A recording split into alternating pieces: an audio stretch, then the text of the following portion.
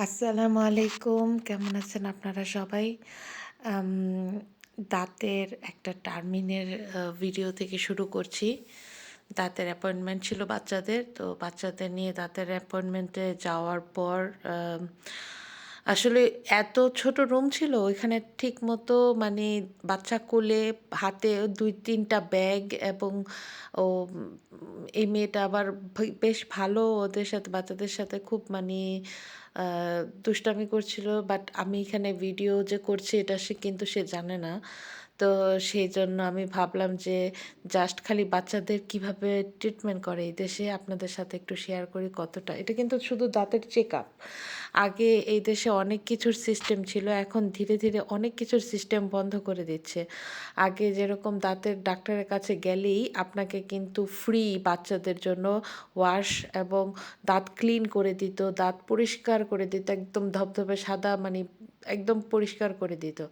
এখন কিন্তু সেরকম কিছুই না। দিনে, দিনে খুব কনজাস্টেড হয়ে যাচ্ছে জার্মানি। ট্রিটমেন্টের ক্ষেত্রে তো আরো বেশি। আগে যেরকম রোগীকে খুঁজে, খুঁজে ডাক্তার বের করত, এখন দেখা যায় রোগী ডাক্তারকে খুঁজতে হয়।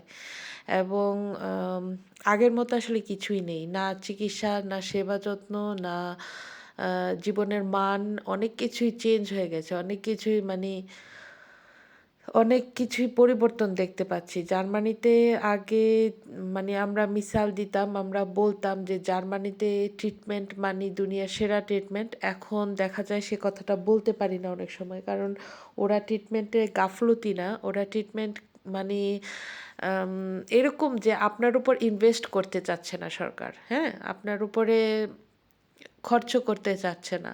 আর যারা মানি বেনিফিটে আছেন, মানে সরকারি বেনিফিটে আছেন তাদের কথা তো আমার জানা নেই। কারণ আমার যতটুকু মনে হয় তাদেরকে আরো খারাপ অবস্থা হয়তোবা। আর আমি যেহেতু সরকারি বেনিফিটের মানে আওতায় নাই, আমি নিজে ট্যাক্স দেই, নিজে সবকিছু। তো আমার ক্ষেত্রেও দেখা যায় গাফলতিটা আমার চোখে পড়ে। মানে আমার হাসব্যান্ডের শারীরিক অবস্থান থেকে বলছি। কারণ তার কিন্তু আ বেশ ভালো রকমের মানি ট্রিটমেন্টের বা কেয়ার করা দরকার। কারণ তার হার্টের স সমস্যা এবং আরো কিছু সমস্যা আনুষঙ্গিক। তো আল্লাহ মাফ করুক। আ কিন্তু আগে যেরকম ট্রিটমেন্টটা করত, এখন দেখছি যে সেরকম ট্রিটমেন্টটা করছে না। তো যাই হোক আল্লাহ মালিক, আল্লাহ যা করেন ভালোর জন্যই করেন। আম সেদিন একটু সানি ওয়েদার ছিল। এই দেখেন পানিগুলা কি সুন্দর লাগছে। মনে হয় কি কিসের মালদ্বীপ আর কিসের কি। এখানে আসলেই মন ভরে যায়। আম আসলে আম এই দেশে আপনার সু ইউরোপে অসৌন্দর্য বলতে তো কিচ্ছু নাই। আমার বাসা থেকে এইখানে আসতে কেবল ১০-১৫ মিনিট লাগে গাড়ি দিয়ে। আর যদি আপনি বাস বা অন্য কোনো কিছু দিয়েও আসতে চান সেটাও আসা সম্ভব, কোনো সমস্যা নাই। তো এত খালি জায়গায়, এত ফাঁকা জায়গায়, এত সুন্দর পানি এই উম অ্যা যেদি যখন থেকে রেগুলারলি রৌদ্র আর গরম পড়া শুরু হবে, একটা ইঞ্চ জায়গা পাওয়া যাবে না এখানে। মানুষজনের ভিড়, মানুষজন গ্রিল করবে, মানুষজন এখানে শুয়ে রৌদ্র নিবে। এই দেশের মানুষরা যা করে আরকি।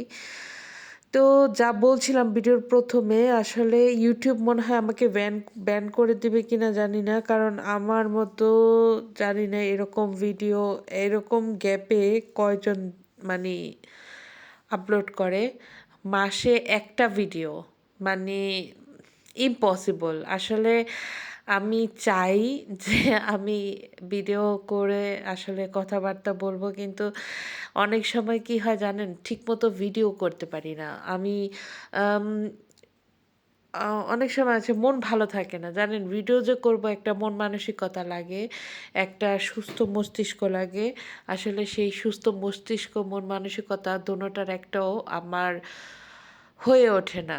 তো যাই হোক, আমরা সেদিন রাত্রে আসলে আ পিজ্জা অর্ডার করেছিলাম। তো আমি আমার আসলে পিজ্জাটা বানানোটা দেখাতে চেয়েছিলাম আপনাদের। জানি না দেখাতে পারবো কিনা। তারা বানাচ্ছিল। পিজ্জাটা ওভেনে দিবে।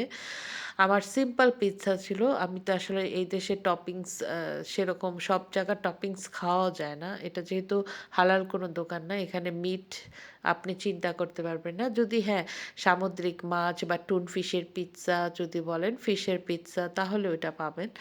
তো যাই হোক আম যেটা বলছিলাম, আহ আমি জানি না কেন এরকম আমি আমি আসলে এরকম না।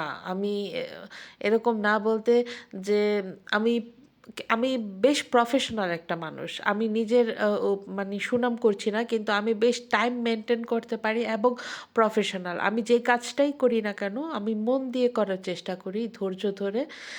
যতটুকু আমার ধৈর্যে কুলায় আরকি। তারপর মন দিয়ে করার চেষ্টা করি। কিন্তু এখন ইদানিং এমন অবস্থা হয়েছে যে আমি আমার কাজগুলা মন দিয়ে করতে পারছি না। এইটা হচ্ছে সে মানে আমি একটা পার্টিতে যাব, সেই পার্টিতে যাওয়ার আগে ২ টা কেক বেক করব। তো সেই কেকগুলারই মানে ইনগ্রিডিয়েন্ট কেকগুলা মানে রেডি করছিলাম।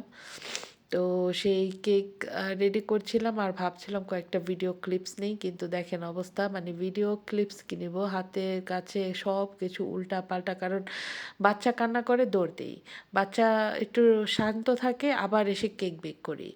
আবার বাচ্চা ২ টা কেক এই যে ২ টিনের মধ্যে দেওয়া।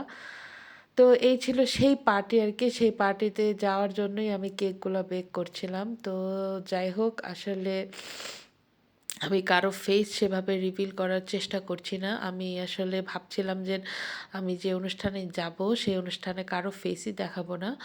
এবং কিছু ক্লিপস যেটা নাকি মানুষের চেহারা অতটা বোঝানো না যায় এবং খাবার-দাবার এই ধরনের মানে অনেকেই তো পছন্দ করে না। আমি নিজেই পছন্দ করি না। আমার অনুমতি ছাড়া যদি আমার কেউ ক্লিপস নেয় বা কিছু একটা। কিন্তু অনেকে আনফরচুনেটলি আমার ভিডিওর মধ্যে কিভাবে এসে গেছে আমি জানি না। তাদের চেহারাটা বোঝা যাচ্ছে।